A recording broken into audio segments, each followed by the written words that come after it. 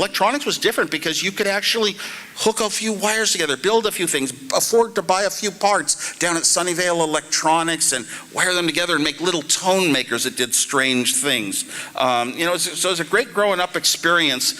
I had electronics kids as my friends. Their parents were engineers. They had access to parts. They liked reading magazines and seeing little things you could build that maybe make a siren sound. So this was a fun existence for us. And I was kind of always the leader of those little kids. I was like the only one that got the top math student in school and that kind of stuff. And we built a house-to-house intercom. We just came across some wire, we laid it out, we ran down to Sunnyvale Electronics, bought some microphones, carbon microphones, we bought some speakers and batteries, and we had this little intercom from house to house up the block, and I had an amazing learning experience, that was more real than reading about something in a book, because nobody told us to build this intercom. Our parents didn't suggest it, they didn't even know we were doing it. We did it secretly. We ran the wire down the fence, the wooden fence. Of course, one of the neighbors had cut the wire into about 50 pieces, so we learned to run it on the other side of the fence. And like I said, we just did this all on our own, and we had to solve problems on our own.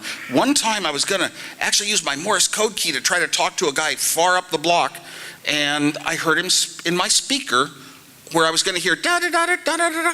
I heard his voice. And what? It was really weak, and I shouted in my speaker, and he heard me. And we discovered at a very young age, without reading it in a book, that a speaker is also a microphone. You put electricity into a speaker, it makes a sound. You put a sound into a speaker, it makes electricity that goes down the wire.